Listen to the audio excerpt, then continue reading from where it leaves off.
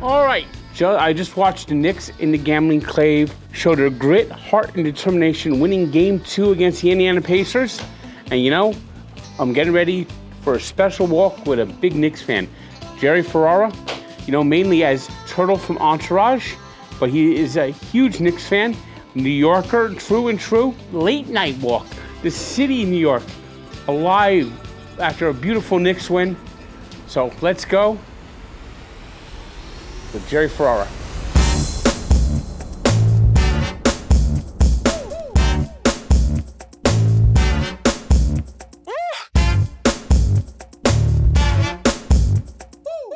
There is no better item to walk in than a Rhoback hoodie. I just tried one on. It's incredible. Soft, comfortable, stretchy. I mean, this is the most comfortable hoodie I have ever worn. And you can get one just like this and get 20% off by using Frank at Rhoback.com. That's promo code Frank at RHOBACK.com. So get your Rhoback today. Look at this. Look at this. I mean, look how stylish this is. This is what I call stylish wear, comfortable. I mean, if you're going on the beach, those late nights, perfect for those cool summer nights, Rhoback. Fred. Hey, how's it going? How are you? I mean, what we just watched. How you doing? That was a great win. Great win. That was tough. Here we go. Before we start, we Yes, got a nice sir. little Look at this. shirt here. Frank Walks. What? Here you go. Just look at this, and man. they're already sold out too. We had to. Dude, I love what you're doing, man. So how was it watching tonight? Was everybody? Well, we had the one Pacers fan in the Right. Yeah. Of course. Well, he's a legitimate Pacers fan, so it's not like he's a Knick hater. He did Vibs. He's from Indiana. Yeah. Are you less? I mean, I'm less stressed out. Even if they would have lost tonight, it still is an enjoyable loss than compared to what was going on with Philly.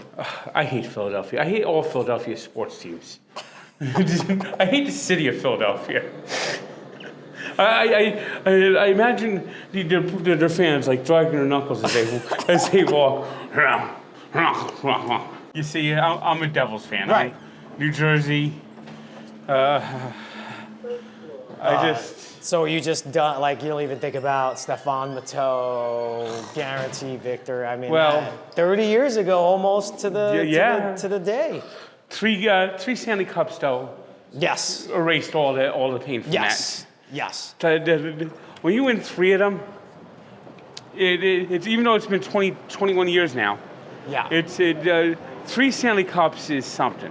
That's kind of Something that never goes away. That's kind of what I even say about the Giants. It's like, look, obviously they're in a tough spot right now, but they gave me so much joy. It's like, of course, I want them to win. I want them to be good, but it's so hard to like. And there's every day I watch the Devils goalie, I still miss Martin Brodeur because it was like it basically came to a certain point where you're just sitting there watching and go, this is the best ever. Right. There's never going to be anyone better. Right. And that's what it was like watching Martin Brodeur. So what did you even think, though, not that you're some big Nets fan, but what did you think when the Nets moved from Jersey to Brooklyn? Was that just I hated it. Yeah. I hated it. I'm a Brooklyn kid, and I was like, wait, what? To tell you the truth, for 10 years, I almost lost interest in the NBA. 10 years? You went that long? Like where it was like waning interest? Yeah. Wow. Yeah, I don't know much. All I know is that I went to one last Nets game, the last game in New Jersey. That was the last game I went to with the Nets. I didn't go to the Barclays Center until after the pandemic. Right. The first time I went to the Barclays Center.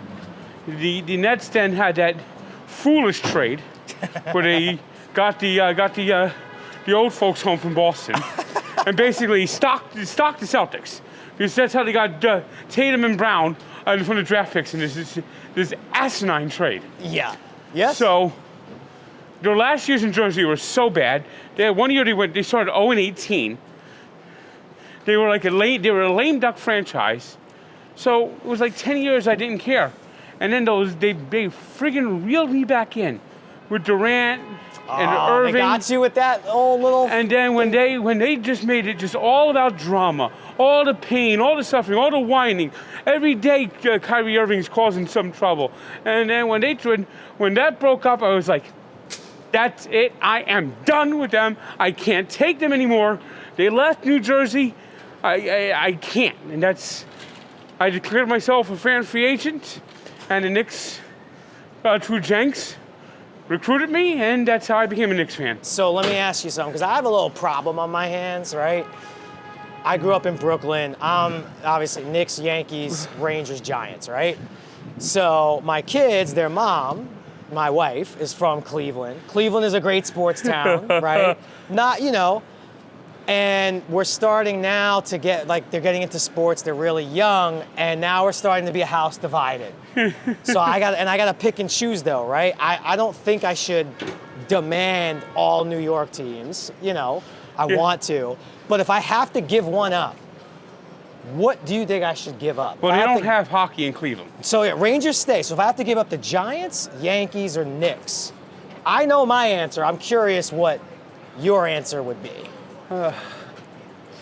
So Give up the Yankees. Give up the Yankees, right? Yeah. Give them the Guardians. Yeah, give them the Guardians. That's where my head is at too, as much as that would pain me as a Yankee fan.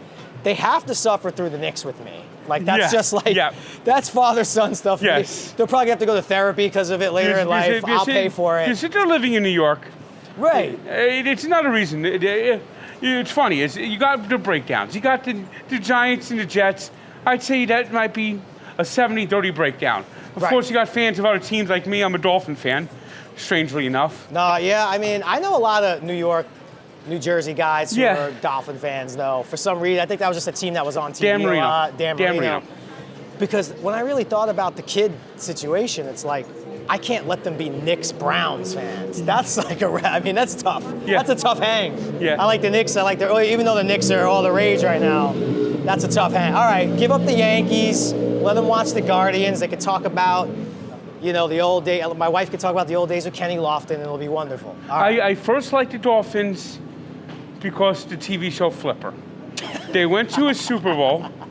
Yes. They beat the Jets to go to Super Bowl 17. They lost, broke my heart. Right. John Riggins. Riggins, of course. John Riggins. But then didn't he draft Dan Marino? And here you got an Italian wearing number 13. My birthday is November 13th. I always liked the number 13. And it was just, I'm a Dan Marino fan. And I stayed a Dolphin fan forever. So are you, everybody obviously ranks he doesn't have a ring, so they knock him down so far. It was such a different sport back then. Yeah. It was such a different sport. Because he throws for 6,000 yards probably in today's NFL, right? He threw for 5,000 yards. Right, back then. Yeah. Yeah. He set the records, and the records weren't broken until years later. He's the one. He shattered the records in '84. Right. Shattered the records. Look at us. We're kind of sneaking into a club right now. Look at us. Look at us. Well, New York's vibing. New York at night. There's nothing. Go Knicks, baby. There's nothing better than New York at night. Oh, that would have been. There's nothing. Yeah. I mean, I go traveling a lot of places now, and I've seen Chicago at night, but there's nothing like New York at night. Let me ask you though, does this ever feel weird for you? You love it. I love it. You got fans. You got fans everywhere. Big fans. Big fans. I love it. I love it. Doesn't ever, because it's so funny, right? Like you're walking. I mean, there's sometimes where I'm at a stadium and the fans just continue to go after you. I might need a 3-minute break, but other than that, it's always wonderful. I imagine when you walk by a stadium and you're doing your walks by one of those, you probably get a big pop from the fans. Yep. And what's funny is the Mets owner hates me. He hates me. Come on, He won't do a walk with me. Frank. He won't do a walk with me. Yeah, Steve Cohen, if he knows that he could settle and squash a lot of beefs and make a lot of things good if he goes on a walk with me. Now, I got one bone to pick you about the series Entourage. Okay. Now, you guys are supposed to be from Queens in the show. In the show, Yes. correct. Yes, we're Queens guys, which that was written in before, from the very beginning. How come you're all Yankee fans? You know, it's a very simple answer. Doug Ellen, our show creator, grew up actually in Long Island, right? So when he's writing the show, he's a Yankees, Giants, Knicks, and then I don't think he like hates the Rangers, but he's an Islander fan, obviously, Long Island. Well, so he doesn't. I don't think he hates the Knicks. I mean, hates the Rangers, but that's it. But Islander fans hate the Rangers. Of course. But you know, it was weird because in the pilot of Entourage, where we get the dog, and the dog attacks me, I'm in a Rangers jersey. I'm surprised he let that go. I'm in a Yankee jersey in the pilot. So, and the Knicks. Now that I think about it, I wore a Rangers jersey. I never actually thought about this. My character wore a Ranger jersey, a Knicks jersey, and a Yankees jersey, all in the pilot episode. So, I guess you put that out there. That's a good bone to pick, though. I see what you're saying. I mean, Queens. You're from Queens. Yeah. That's Met country. Yes. I mean, it's not like the Knicks. The Knicks. 95% of New York are Knicks fans, and a small percentage of people are Nets fans. I think if the Nets ever won a championship, there'll be about 20 people at the parade. So it will look like a WNBA parade. There was a nice little Easter egg for Kevin Dillon, who plays Johnny Drama on the show, is a huge Mets fan, right? He's from Westchester, which is strange for a Westchester guy to be a Mets fan. Yeah. So we did an episode where my character gets talked into by buying a Sandy Koufax jersey because we think he's going to die. So we think it's going to go up in value. But in the episode, and we end up getting the jersey, Sandy doesn't die, but in the episode, Kevin Dillon's, he's wearing, I want to say like a 86 Mets Dykstra jersey. It's a pretty awesome jersey, the pinstripe and all that. With the racing stripe, I love the racing stripe. Yeah, he worked the Mets into the show like once or twice, but yeah, that was really good. I mean, you guys should have been Met fans. Well, I'll give you one better, Frank. I haven't really thought about this in a long time. Obviously, as a kid growing up, what's the biggest dream as a baseball fan, right? You want the Subway Series. Yep. But you know it's never going to happen, most likely. So I moved out to LA in January 2000, and shortly after that was the Subway Series. I was in LA for the Subway Series. Oh. I waited all that time. I moved to LA, and then a few months later, Subway Series. And I had to watch it on TV in LA. It was devastating. Of course, it was a disappointing result for me. Yeah, that was a tough one. I think that was classic Armando Benitez. Yeah, oh man. Is if the Mets win Game 1, that's a different series. Yeah, and Armando Benitez. Did he blow a save? Or was it a tie game and he just didn't hold? He didn't. The Mets had a one-run lead in the ninth, and he blew the save. He blew the save, and the Yankees won it in like 13 innings. Damn, I didn't realize. I knew it was a closer series than people remember. I didn't realize Game 1 was that close. Yeah. I don't know. I always say too, the greatest sports movie that has not been made yet, and I don't know if it ever will get made, is based on the book The Bad Guys. Oh, I want that movie made. You know, I want that movie made. If I was a producer, I went after the rights several times. I think I got really close at one point, and then kind of COVID happened. I think someone might have the rights now because that writer, all his books are starting to get. Perlman's books are all. He made Winning Time. Winning Time. Winning Time. I hate the Lakers, and I love Winning Time. Yeah. I hate the Lakers, and I loved Winning Time. The thing with Winning Time that I was so pleasantly surprised about was like I didn't think you would ever be able to cast Magic Johnson, Larry Bird, like guys who could act and pull off the basketball and look like the guys. Well, you know, and they did it. It was pretty perfect. The guy who played Norm Nixon, is actually Norm Nixon's son. Right, but the guy who played Magic, like looked like Magic, sounded like Magic, moved like Magic, and then the guy who played Larry Bird, that was just they were showing off at that point. Yeah, like look how good we nailed this. And Adrian Brody did such a great job as Pat Riley. Yeah. So that would be, like, if you could pick a sports movie that's out there that's never been made that you would like to see, it would be 86 Mets? Bad Guys 1. Bad Guys 1? And you begin it off with that crazy plane ride. Look at that beautiful sight right there, baby. Look at that, blue and orange. I never thought this day was going to come. That blue and orange, look at that. That would be lit, and it would actually mean something. That is a beautiful building. I mean, this is very cinematic right here. Yes, it is. Come on. Did you guys walk this way on purpose? No, we're walking to your hotel. We're going to 5th and then towards your... See, sometimes, man, you just get these, like, little happy accidents where you know you're doing, you know, you're going the right way. Well, look what happened. We did the Sopranos walk, and I walked with the the three guys from Sopranos there, and it was a horrible day. Yeah. Like torrential rains. And we were lucky enough that Restaurant Depot down there let us walk around Restaurant Depot for a half hour, and it almost felt like a meeting with the crew. Do you have like I won't say pick your favorite, but like a top 5 of your walks so far? Have you even begun to, and if you have done this already on camera, I'm sorry, have you organized like your top 5? Well. By the way, I could be way down in the 200. Don't worry about me. I get it. I'm new. I tell you who my favorite ones are is Boomer, Mike Francesa. Boomer was recent, right? Released today. Today, yeah. Mike Francesa. Oh, of course. I mean, I grew up, and now his son's interning for me. That's awesome, man. I mean, that's awesome, Frank. That's crazy. That's crazy to think. The one that's not been released yet, it's going to be released soon. Dwight Gooden. Woo! Dwight Gooden.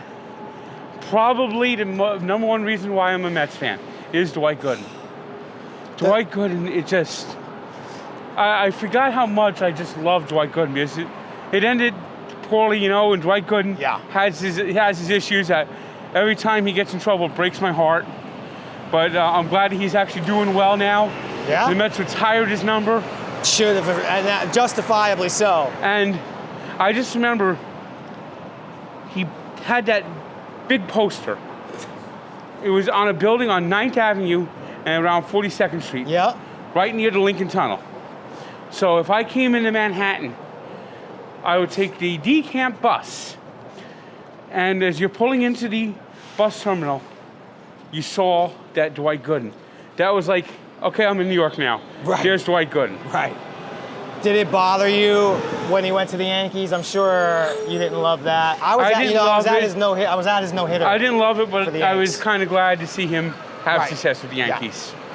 Yeah, that was, I forget the year. I think it was 95. 96. Was the no-hitter? It was the World Series year. 96. He was actually suspended the entire 95 season. Right. I just remember it being sorry, go ahead, buddy. I remember it being just a really random game versus the Mariners. My friends had tickets. I don't even think all of us had driver's licenses at the time. I think one of our friends just took his mother's car and drove us to the Bronx. Seats were okay. And then, 6th inning, you just look up. It's like, oh, shit, Dwight Gooden's throwing a no-hitter. And let's go Knicks. Let's go Knicks. I mean, you could live without the fuck the Pacers part, I guess. It's New York. I know. The Pacers just don't bother me. They don't feel like a fuck the Pacers team, Philadelphia is a fuck. Philadelphia is a fuck. Yes, but... Because even as a Devils fan, let me tell you something. I despise the Rangers. Right. Hey, how's it going? Darren Ruff. Yeah, Darren Ruff. He sucks. I have a visceral hatred, 10 times that of what I have for the Rangers, for the Philadelphia Flyers. Yeah. There is nothing. The Devils have won 3 Stanley Cups. Even almost as a big of a highlight of the Devils' Stanley Cup wins was when Scott Stevens ended Eric Lindros. Because I hated Eric Lindros. And Scott Stevens ended Eric Lindros. I remember. And, Lindros was like the first player I remember as a kid with hockey being like, this is the next guy. This is going to be the next Gretzky. And, yeah, man. I really haven't heard much. I kind of do. I'm having a fan moment right now, fangirl moment. Wow. Yeah. This is the man right here, so I'm glad he's just letting me walk with him. How's it going? Hello. But can I hello you too? Hello. Nice to meet you. Be careful way up. Yeah. Enjoy your night. Thank you. Yeah, man. So, who do you want? You want the next ring for the Mets, right? If you could pick one of your teams, it's the Mets by far. It's like I was 10. I had to go to bed. I didn't see it live. I want to see it live. Yeah. I want to go to the parade. I've seen the Devils win 3 of them. I'd love to see the Devils win another one, but I've seen 3 of them. I'd love to see a Dolphins Super Bowl. And basketball's always been my fourth sport. Right. So, obviously the Knicks. I think the Knicks are I think the Knicks are in a very good position to win one in the next 5 years. Yeah, if Tibbs doesn't grind them down to. Hey, how's it going? What up, brother? How's it going? It's going, dude. Thanks. You mentioned The Sopranos. Did you? Is that your favorite show? Yeah, it's Seinfeld and Seinfeld, of course. I know Seinfeld that. and Sopranos. Yeah. Those are my two favorite shows. And well, The Sopranos, that's where I'm from. Right. I live less than a mile from the house Uncle Junior. Uncle Junior's house? Yes, I live less than a mile from Uncle Junior's house. They always talk about the Bloomfield Avenue, the Ginzo Highway. Yeah. I've lived near that highway my whole life. That highway, I know that every inch of Bloomfield Avenue. Yeah, that's my all-time too. Safely. Yeah, I think that's my number one too. I mean, well, HBO just it's quality TV, and of course Entourage all those years. Look, I always said back in the day, it's like, doing a show on HBO, it's like you're playing for the Yankees. Meaning like, you may not win the championship, but you're gonna have a really good team and you're gonna be in the playoffs a lot. They give you every opportunity to succeed. If you look at them like if they were the ownership group of a sports franchise, they really try to take care of their players to win. So great shows. I think if Entourage is on any other network, it gets canceled after like year one. Probably. It wasn't like a ratings giant out of the gate. It took a lot of time to build. I think like the second and third seasons were especially good. And the more Ari got involved. Right. I mean, Ari with the crew, it was like a little arc. His daughter there is like 13 years old, going out with this child star that he hated. Yes. And they already arranged for him to shoot a movie in Africa just to get him. I forgot about that one. That was his like. And it's so funny because I'm a father now. I can see me doing some shit like that. That was just so funny. Yeah. That he did. That this guy, he goes, it's gonna make his career. Oh, good. I want to make his career. He was tremendous, man. He had some scenes where he just lit it up. Talk about like if you equate things to sports, he had a few nights where he went 4 for 5, 6 RBIs. Big numbers, especially in those like second and third year when we figured it out. Yeah, I mean those like when he's what was it, Rosh Hashanah? He got Yom Kippur. Yom Kippur. Yom Kippur episodes where he's not supposed to be on his phone and he's on his phone like nonstop. Yeah. And his wife wants to kill him. We shot that at a real racetrack out in Del Mar, and let me tell you, we have all that downtime on set. If you like the ponies, that's a bad place to be when you're like, hey, I got 2 hours off. The races are still going on. Let's go up to the way. I mean, yeah. Well, I've been looking at some of your. You've actually, besides doing Entourage, have worked with some great actors, like Wahlberg. You worked with Mark Wahlberg. Yeah. Tom Hanks. Yes. I mean, Sully. Yeah, Sully, which, directed by Clint Eastwood. I have a very small part, which some of it even got cut, but, the Hollywood folklore with like Clint Eastwood was he only does one take and he doesn't call action. And then I just got this call. I don't even think I auditioned for it. It's like, you got this offer? It's a Clint Eastwood movie. Right away, I'm like, oh my God, I cannot believe this is happening. Then you see, it's like, all right, you got 2 scenes, calm down. And they're quick scenes. But still, it's like, I'm gonna find out the answer now to all this Clint Eastwood stuff. And I get to set, and my goal most of the time is like, just don't get fired. I'm That's like my amazed main by goal. Clint Eastwood. He's still 93 and still directing? Still directing. There's still an image released. Still has his marbles, still has his senses, still in great shape. Yeah. I mean, what did he do right? Everything, apparently. So like, I get to that set, and we're getting ready to shoot, and I'm like wondering, is he gonna talk to? And he just comes over, and he goes, "Start whenever you're ready," and walks away.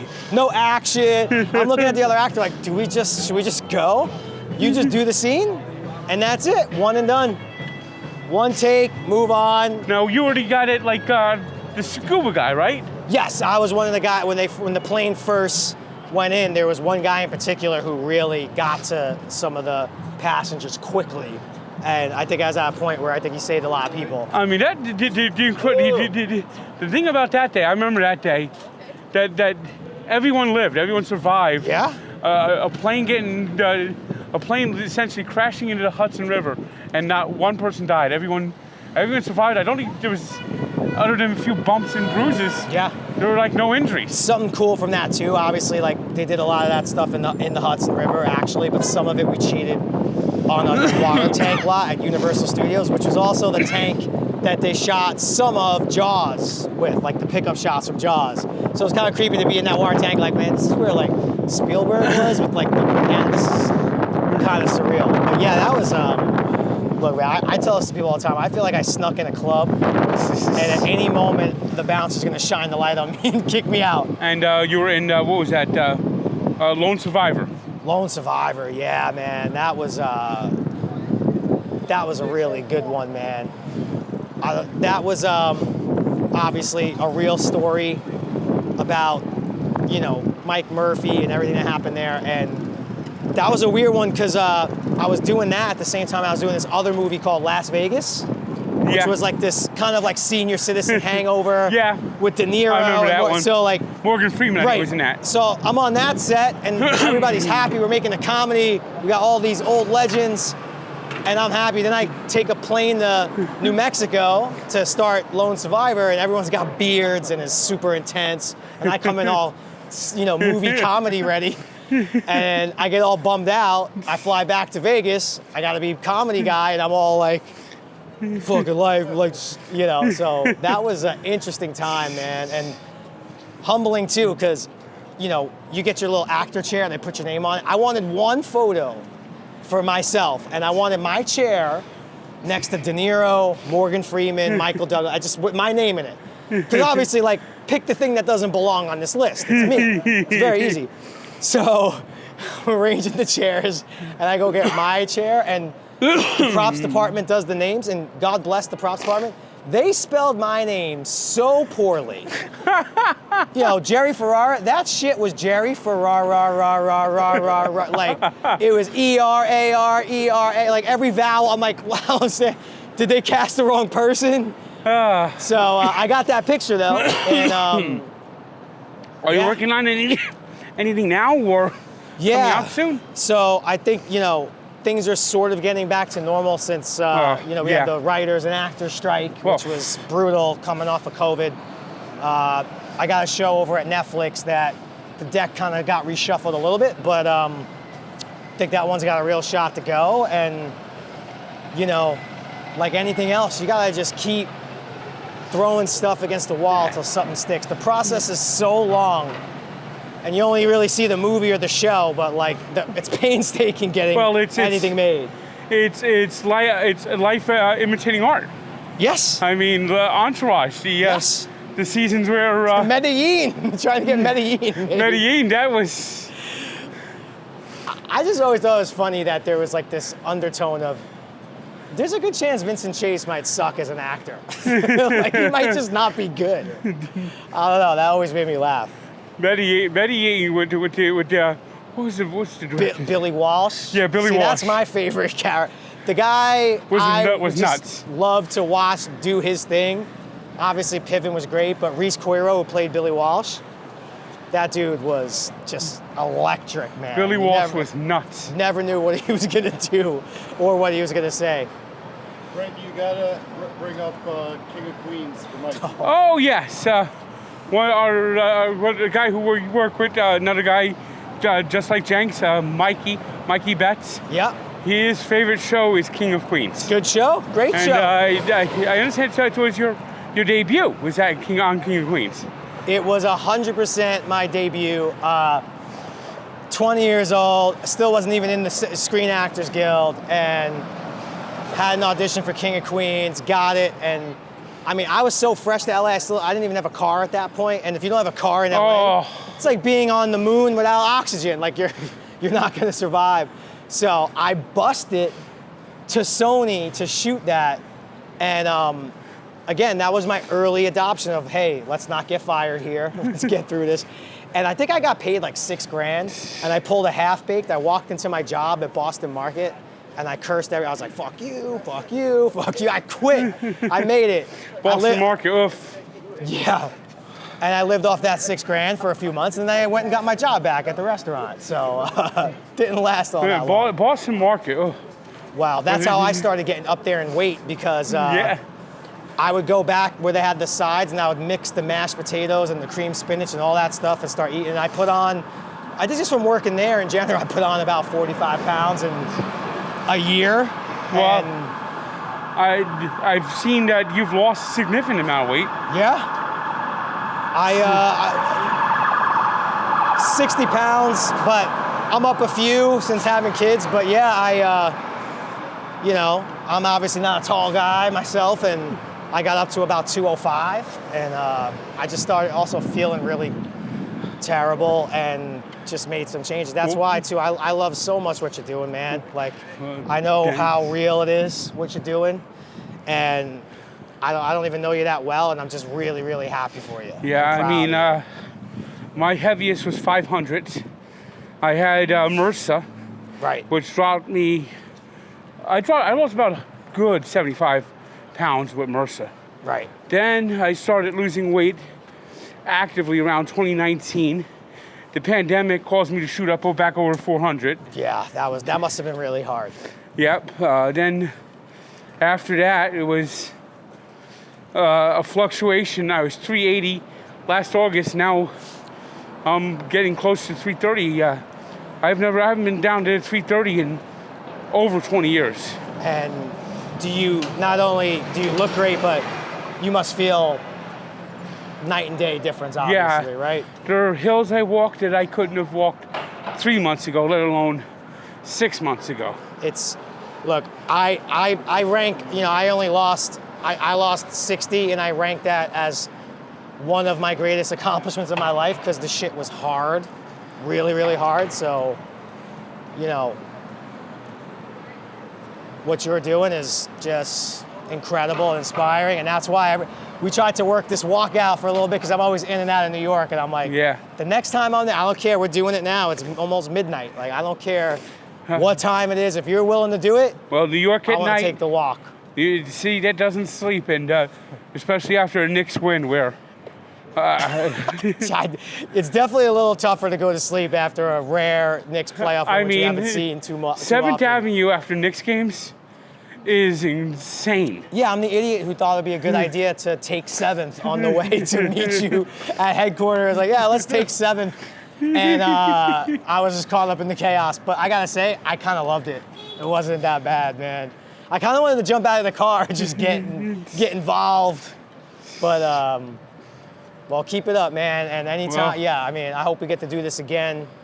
Yeah, well, thanks. When you're on number 500 and whatever, it's awesome. Well, thanks a lot, and it was a pleasure walking with you. Good luck. Hopefully you get some of your series get picked up and get some good roles, and thank you. Thanks again. Always, brother, always. You keep up what you're doing. This is awesome. Oh, thanks. All right, and by the way, wait. This is a gift. Yeah. I know what these are going for. This is a gift. That's a great shirt. This is a hookup. So when I'm rocking this, we know how much this stuff's going for. This is a gift, man. Thank you. Thanks again. All right, man.